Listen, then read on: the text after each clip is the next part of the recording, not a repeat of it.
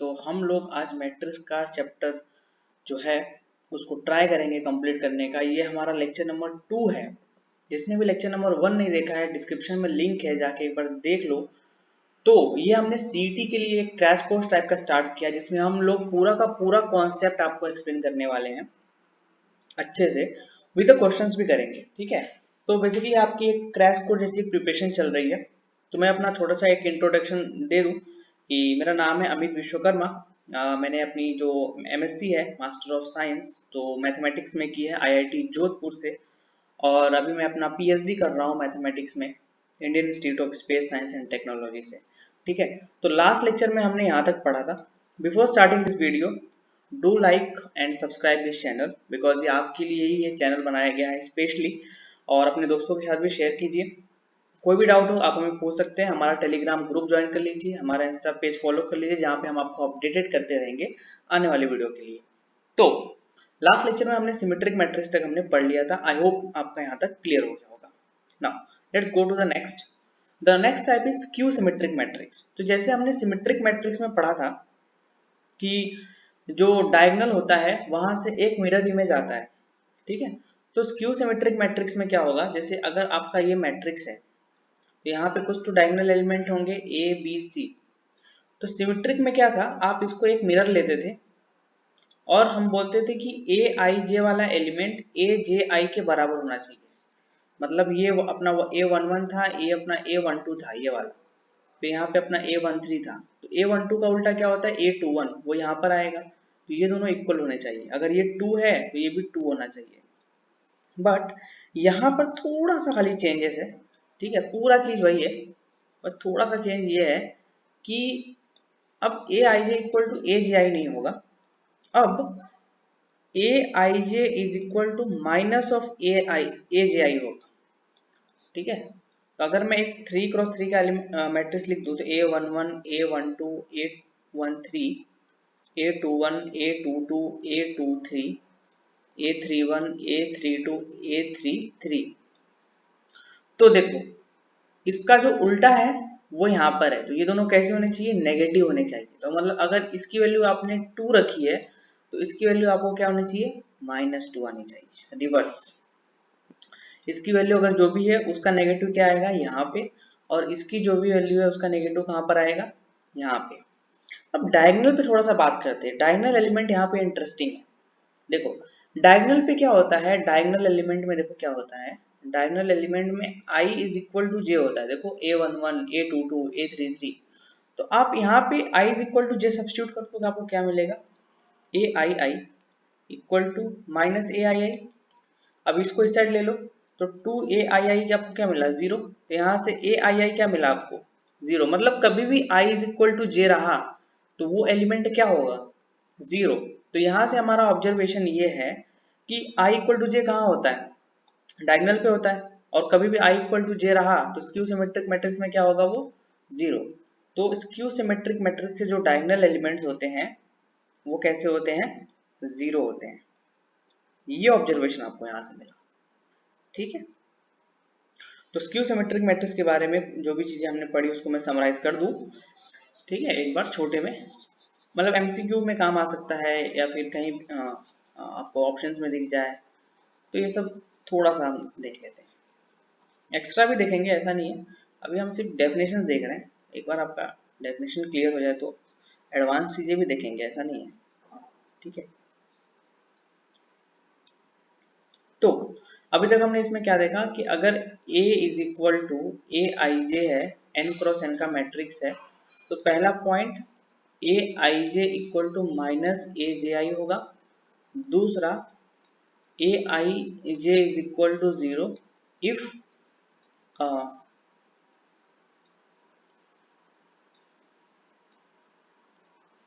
i is equal to j। तो इसमें ये कहीं नहीं बोला है कि ये जो ऊपर के एलिमेंट है ये कभी 0 नहीं हो सकते। अगर मैंने ये मैट्रिक्स ले लिया, मान लो 0 0 0 0 0 0 0 0 0, तो क्या ये स्क्यू सिमेट्रिक मैट्रिक्स है, बिल्कुल है। हमने सिर्फ ये बोला है कि जब i is equal to j हो जाए तो वो 0 होना चाहिए, जो कि इसमें सेटिस्फाई है। तो कंडीशन नंबर 2 सेटिस्फाई। और हमने बोला है कि जो ए आई जे हो वो माइनस ए जे आई होना चाहिए। तो ये आपका A12 है और ये आपका A21 है, तो 0 इज इक्वल टू -0, ये भी सेटिस्फाई हो रहा है। तो नल मैट्रिक्स स्क्यू सिमेट्रिक भी है। हमने अभी तक क्या देखा वो देखो, नल मैट्रिक्स एक डायगोनल मैट्रिक्स है, नल मैट्रिक्स एक स्केलर मैट्रिक्स है, नल मैट्रिक्स एक अपर ट्रायंगुलर मैट्रिक्स है, नल मैट्रिक्स एक लोअर ट्रायंगुलर मैट्रिक्स है। अब हमने देखा नल मैट्रिक्स एक सिमेट्रिक मैट्रिक्स है और नल मैट्रिक्स एक स्क्यू सिमेट्रिक मैट्रिक्स भी है। ठीक है, जिसको ये सब आइडिया नहीं हो पिछला लेक्चर जाके डिस्क्रिप्शन में लिंक एक बार देख लो। इतनी ऑब्जर्वेशन मैट्रिक्स में सिर्फ और सिर्फ ऑब्जर्वेशन करना, रट्टा वट्टा कुछ मारना नहीं है। ठीक है, तो ये आपको आई थिंक क्लियर हो गया होगा। अब सबसे बड़ा कॉन्सेप्ट आता है, टाइप्स हमारे ऑलमोस्ट खत्म हो गए। ठीक है, अब जो कॉन्सेप्ट आता है वो आता है डिटर्मिनेंट। क्या होता है ये डिटर्मिनेंट? जब आप हायर लेवल पे मैथमेटिक्स पढ़ोगे ना तब आपको पता चलेगा ये डिटर्मिनेंट बहुत बड़ी चीज है। ठीक है, वहां पर तो इसको हम एज अ फंक्शन ट्रीट करते हैं, एफ ऑफ एक्स जो आपने पढ़ा होगा, बट यहाँ पे सिर्फ डिटर्मिनेंट है। बेसिकली डिटर्मिनेंट क्या करता है ना, एक मैट्रिक्स को, एक स्क्वायर मैट्रिक्स को, मोर प्रिसाइजली मैं बोलूंगा, एक स्क्वायर मैट्रिक्स को वो एक नंबर से मैप, नंबर से मतलब लिंक कर, दोनों का रिलेशन बताता है। मतलब हर एक मैट्रिक्स को एक नंबर से वो जोड़ देता है कि ये भाई ये जो मैट्रिक्स है वो इस नंबर को रिप्रेजेंट कर रहा है, ये मैट्रिक्स इस नंबर को रिप्रेजेंट कर रहा है। अभी तक के लिए तो इतना याद रखना है। ठीक है, अब डिटरमिनेंट निकालने का भी थोड़ा तरीका है, वो भी हम फटाफट सीख लेते हैं। आई थिंक आपको पता ही होगा बट स्टिल हम एक बार सीख लेते हैं। देखो, पहले तो 2 क्रॉस 2 पे आते हैं। तो मान लो एलिमेंट है A B C D। तो डिटरमिनेंट निकालने का तरीका यह है कि सबसे पहले आप इन दोनों को मल्टीप्लाई करो। ठीक है, फर्स्ट को लास्ट से, तो क्या होगा AD, फिर बीच में लगाओ माइनस, फिर इन दोनों को मल्टीप्लाई करो, यहाँ पे लिखो BC। देखो आपको साइन ऊपर लिख देना है, पहला साइन प्लस होगा, दूसरा साइन माइनस होगा। तो देखो पहला साइन यहाँ पे प्लस है जो कि हम लिखते नहीं है, दूसरा साइन माइनस है, फिर अगला आएगा अगर तो हम minus plus minus plus minus करते रहेंगे। फॉर एग्जाम्पल 3 क्रॉस 3 का ले लो, एक मैट्रिक्स लेता हूँ 1 2 3 2 4 1 0 1 2। ठीक है, तो मैंने क्या बोला, यहाँ पे प्लस लिख दो, यहाँ पे माइनस लिख दो, यहाँ पे प्लस लिख दो। ये जो प्लस है ये सबसे आगे वाला है। अब 3 क्रॉस 3 का डिटरमिनेंट देखो कैसे निकालते हैं। आप इस 1 को लो, ठीक है, और मल्टीप्लाई करो। आप इस 1 को लेने के बाद क्या करो ना, आप इस रो को छोड़ दो और इस कॉलम को छोड़ दो, इस रो को छोड़ दो, इस कॉलम को छोड़ दो। ठीक है, फिर देखो आपके पास क्या बचता है। मैं दूसरा का ले लेता हूँ, एक मिनट, एक्चुअली ये मुझे दिख भी नहीं रहा है, तो रेड ले लेते हैं। हाँ, अपने पास मैट्रिक्स क्या है, 1 2 3 2 4 1 0 1 2। आप पहले इसको लो और इस रो को छोड़ दो, इस कॉलम को छोड़ दो, देखो क्या बच रहा है, जो भी बच रहा है उसको लिख दो, सेम जैसे का वैसा लिख दो। फिर मैंने क्या बोला, यहाँ पे तो प्लस साइन आ गया, फिर अगला क्या आएगा, माइनस साइन।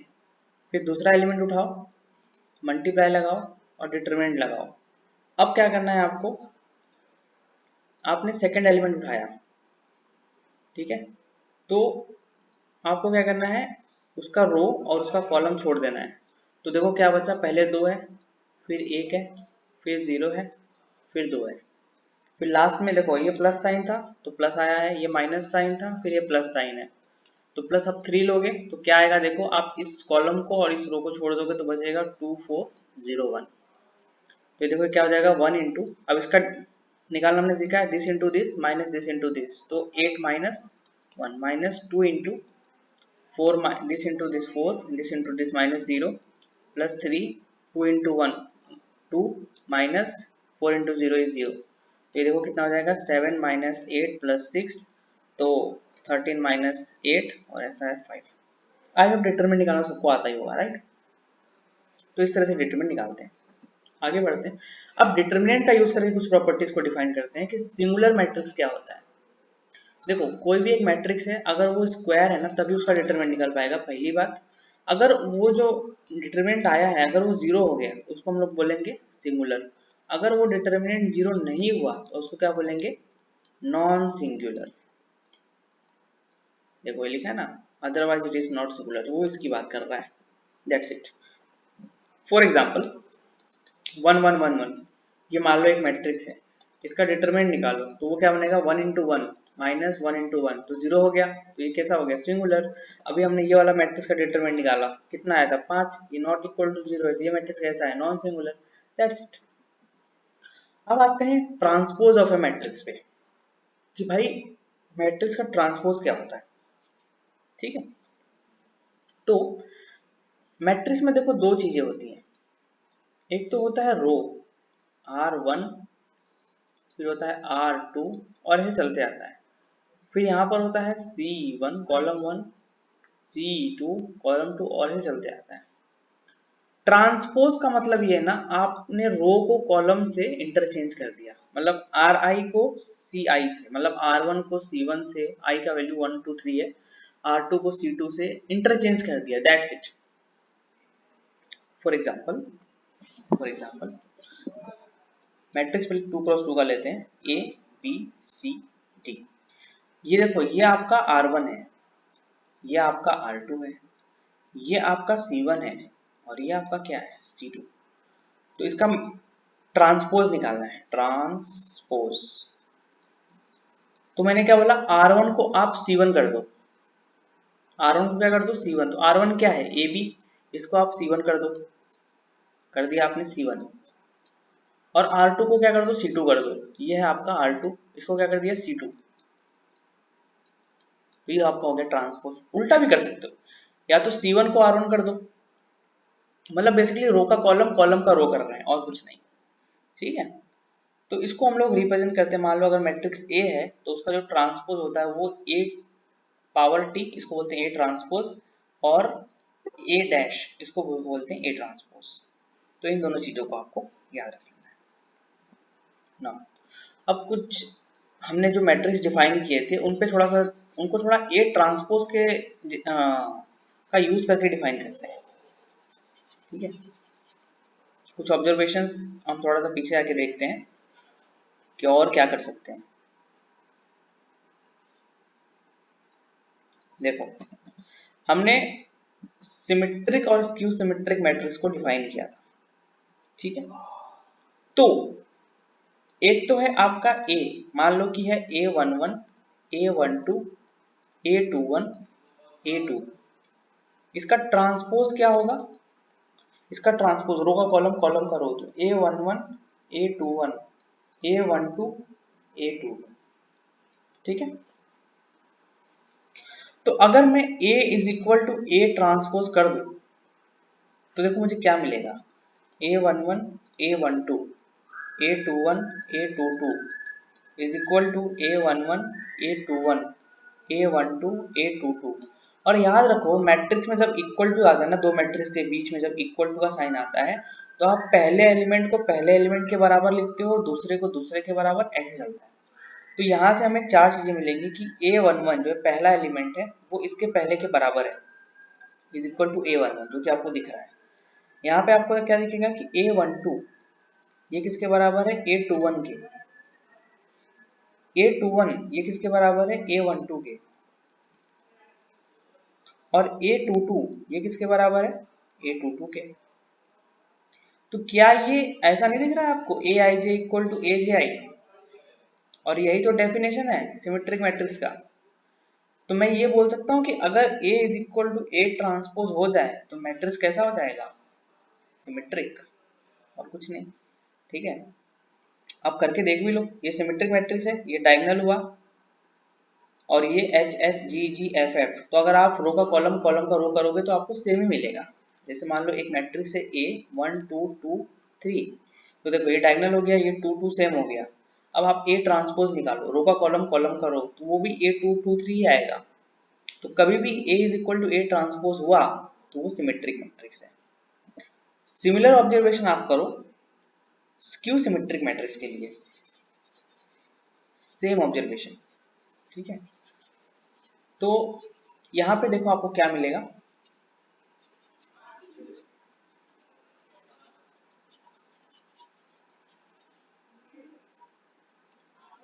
ये मान लो एक A मैट्रिक्स है जो कि स्क्यू सिमेट्रिक दिया हुआ है, A5 -5 0।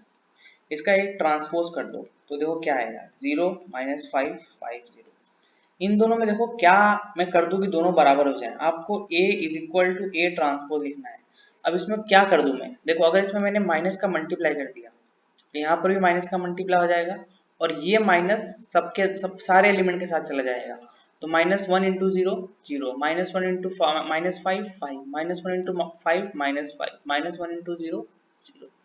तो अगर मैंने A is equal to minus A transpose कर दिया तो भी वो स्क्यू सिमेट्रिक बन रहा है।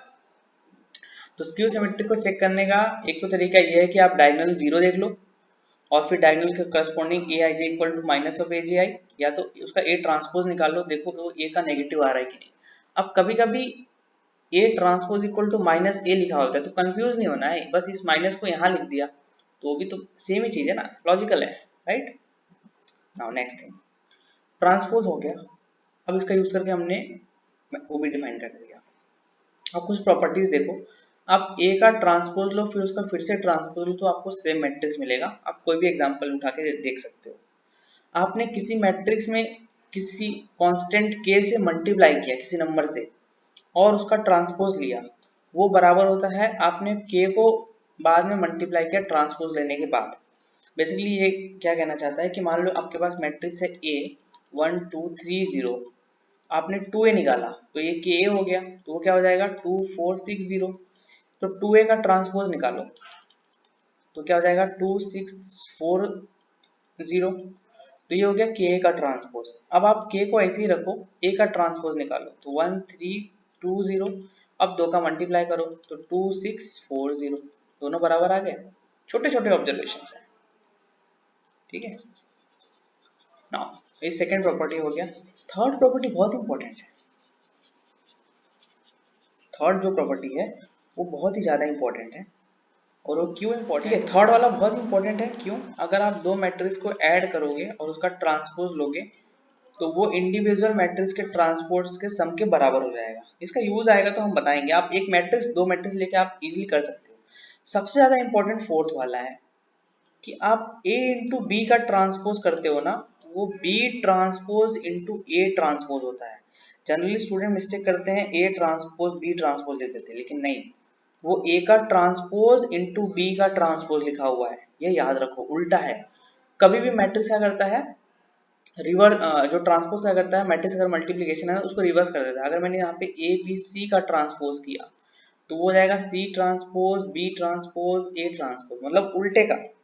अगर मान लो इसको मैंने लिख दिया होता ए बी सी डी का ट्रांसपोज, ठीक है, तो वो क्या हो जाता D transpose C transpose B transpose A transpose, एकदम उल्टा चलना है आपको, ठीक है। तो ये आपको याद रखना है। आगे बढ़ते हैं। अलजेब्रा ऑफ मैट्रिक्स बहुत ही सिंपल है। मैंने जैसा कि बताया, दो मैट्रिक्स अगर इक्वल हैं तो उनके मान लो एक मैट्रिक्स है ए आई जे, मान लो एक मैट्रिक्स है यहाँ पे A I J N cross N का, और यहाँ पे अपना मैट्रिक्स है B I J N cross N का। तो दो मैट्रिक्स इक्वल तभी होंगे जब पहले तो उनका साइज सेम हो, ऑर्डर सेम हो, और दूसरा जो उनके करस्पॉन्डिंग एलिमेंट है वो सेम होने चाहिए। अब ऑर्डर सेम का मतलब ये मैंने नहीं बोला है कि ऑर्डर सिर्फ स्क्वायर ही होगा, जैसे मैंने यहाँ पे एन क्रॉस एन लिख दिया ना। एग्जांपल देता हूँ मैं आपको। मान लो कि एक मैट्रिक्स है ए, वो लिखा हुआ है एक्स वाई जेड 1 2 3, और एक मैट्रिक्स है बी, वो लिखा हुआ है 3 4 5 ए बी सी। अब आपको बोला है कि X Y Z A B C की वैल्यू बताओ अगर A is equal to B है तो अगर a is equal to B है तो a का पहला एलिमेंट b के पहले एलिमेंट के बराबर होगा, तो x की वैल्यू आ जाएगी 3। a का दूसरा एलिमेंट b के दूसरे एलिमेंट के बराबर होगा तो y की वैल्यू हो जाएगी 4। a का तीसरा एलिमेंट b के तीसरे एलिमेंट के बराबर हो जाएगा तो z की वैल्यू हो जाएगी 5। सेम ये जो है वो इसके बराबर हो जाएगा तो a की वैल्यू हो जाएगी 1। ये जो है वो इसके बराबर हो जाएगा तो b की वैल्यू हो जाएगी 2, और ये जो है वो इसके बराबर हो जाएगा तो c की वैल्यू हो जाएगी 3। सिंपल।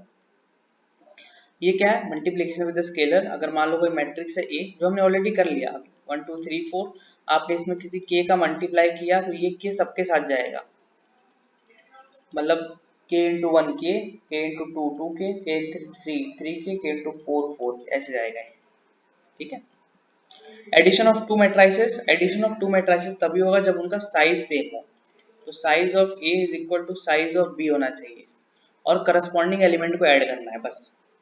क्या मतलब है, अगर मान लो 1 2 3 है 4 5 6 है, प्लस करना है आपको 1 2 3 6 9 2 4, तो पहले को पहले में ऐड करो तो आंसर क्या आएगा 2, दूसरे को दूसरे में ऐड करो तो आंसर क्या आएगा 4, तीसरे को तीसरे में ऐड करो तो आंसर क्या आएगा 6। इस तरह से जाना है। अगर मैंने यहाँ पे 1 2 3 4 प्लस 4 कर दिया, एक मान लो 1 क्रॉस 1 का मैट्रिक्स ले लिया, तब ये ऐड नहीं होंगे। ठीक है, ये याद रखना। अब two matrices A and B are said to be conformal, ये आपके एमसीक्यू में आ सकता है। For product A B if number of columns in A, ये क्या कहना चाहता है? कॉन्फॉर्मल का मतलब ये है ना कि हम कब कहेंगे कि हम दो मैट्रिक्स को मल्टीप्लाई कर सकते हैं। मान लो कि एक मैट्रिक्स है जिसका साइज है m क्रॉस n और एक मैट्रिक्स है जिसका साइज है p क्रॉस q। तो a और b को कॉन्फॉर्मल बोलना का मतलब ये होता है कि आप a इंटू बी निकाल पाओ। तो याद रखना बहुत ही ध्यान से कि दो मैट्रिक्स का मल्टीप्लिकेशन तभी होगा जब number of columns in A is equal to number of rows in B हो जाए, मतलब n is equal to P हो जाए, तभी दो मैट्रिक्स का मल्टीप्लिकेशन हो पाएगा। और जो मैट्रिक्स का मल्टीप्लिकेशन होगा उसका जो साइज आएगा वो जो हमारे दो बच्चे हैं उनके बराबर आएगा, मतलब m क्रॉस q के बराबर आएगा। ठीक है, ये याद रखना, बहुत ही ज्यादा इंपॉर्टेंट है ये। मैट्रिक्स मल्टीप्लिकेशन आई होप सबको आता होगा, बट मैं एक छोटा सा एग्जांपल लेके उसको भी करा देता हूँ, बिकॉज अब जब सभी करा रहे हैं तो उसको भी करा दिया जाए तो आई थिंक ज्यादा बेटर रहेगा।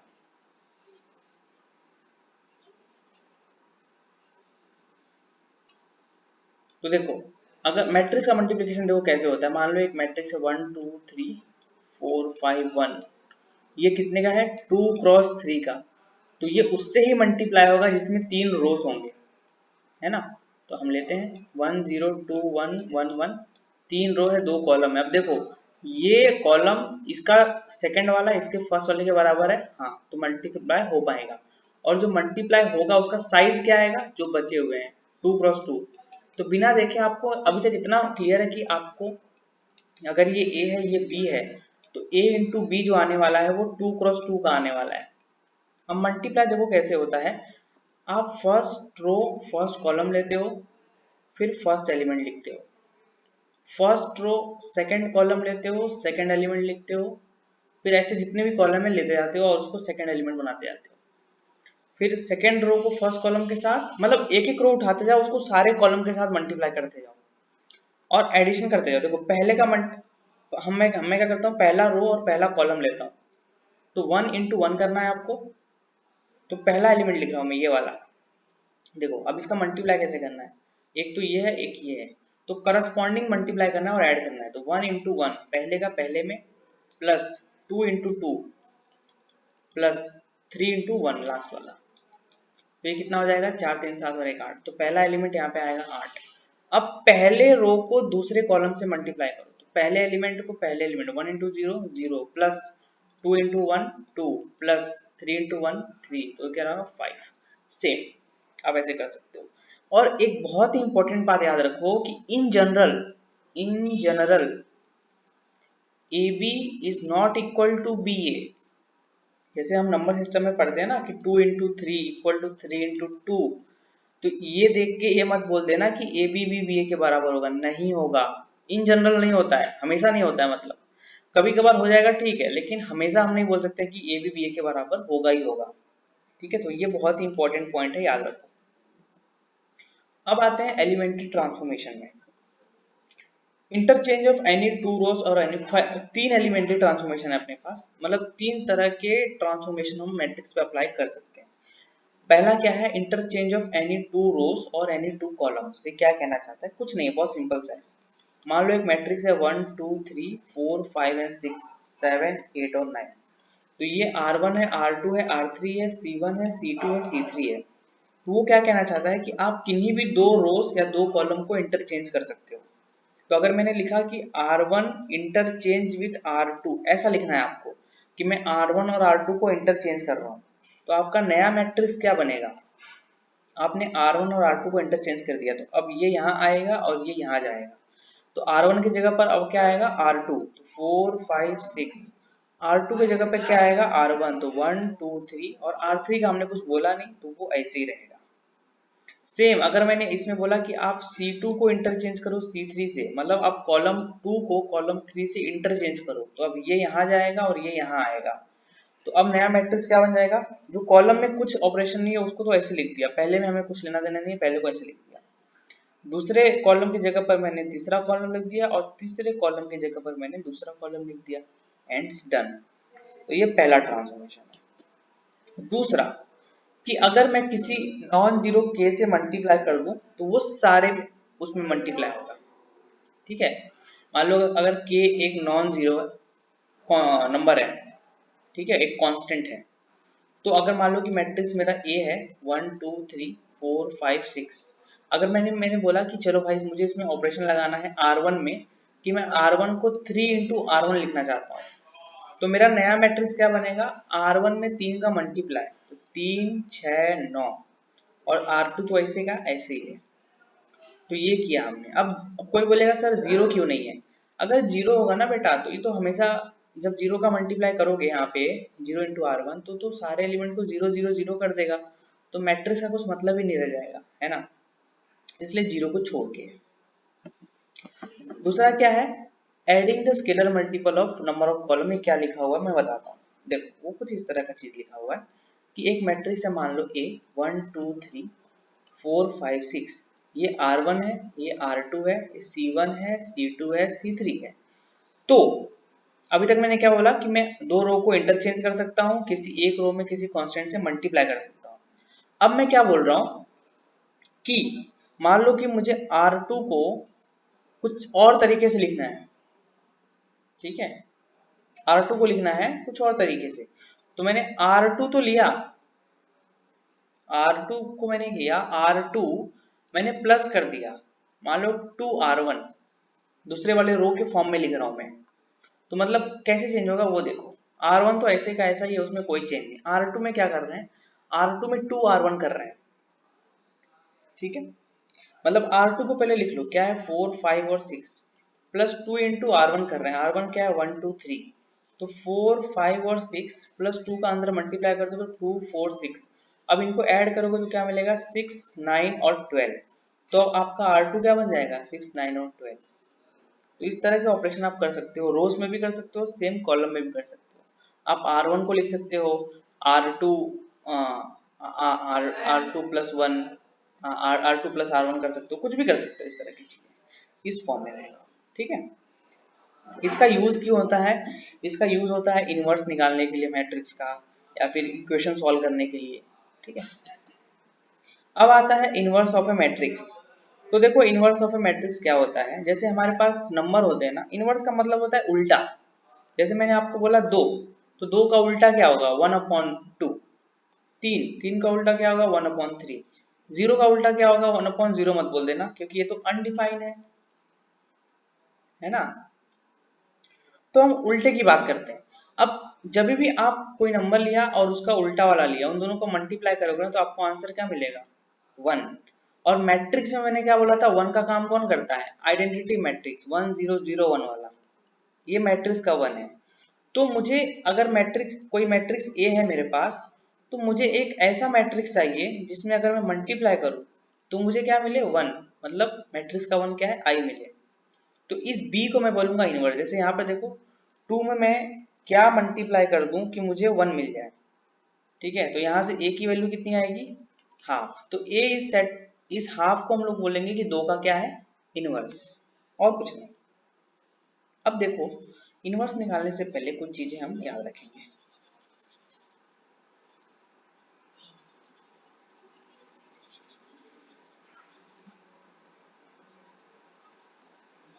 वो कुछ इस तरीके की हैं कि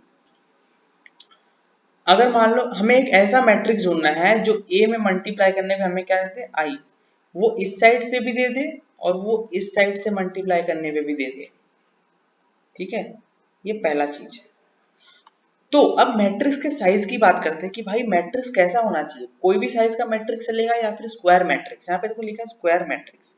अब यहाँ पे ये स्क्वायर मैट्रिक्स क्यों लिखा हुआ है, देखो अगर मान लो a जो है वो m क्रॉस n का है और b जो है वो p क्रॉस q का है, तो मैंने क्या बोला a इंटू b तभी हो पाएगा जब p इक्वल टू n हो, तो मैंने क्या कर दिया p is equal to n कर दिया, तभी a इंटू b निकल पाएगा, वो हमारा क्या आ गया i।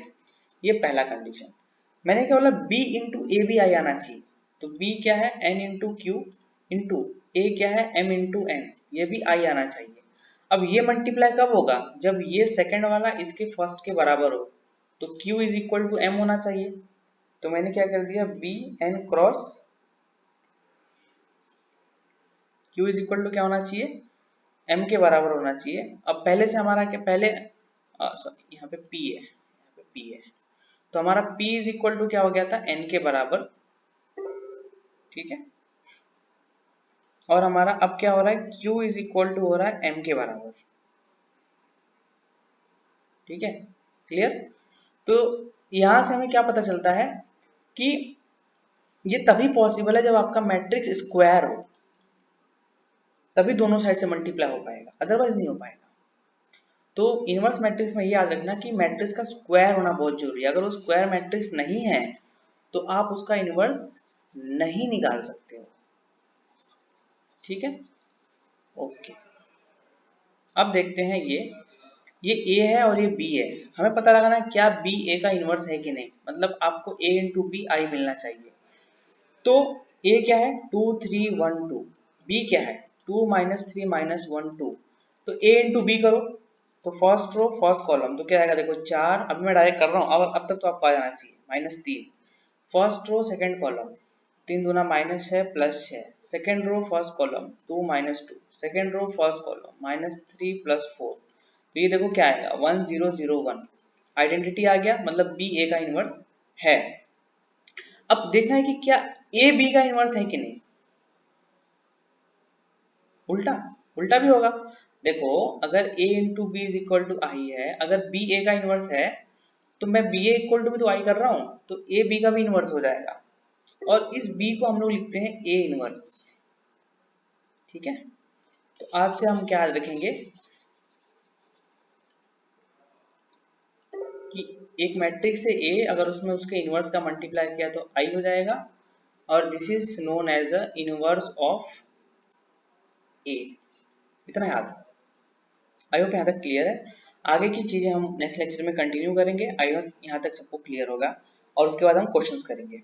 तो थोड़ी सी चीजें बाकी हैं, अब देखो बहुत कम चीजें बाकी हैं। ठीक है, तो we will continue in the next lecture. Thank you so much for watching this video, और कोई भी डाउट हो तो आप कमेंट बॉक्स में करके पूछ सकते हो। बाय।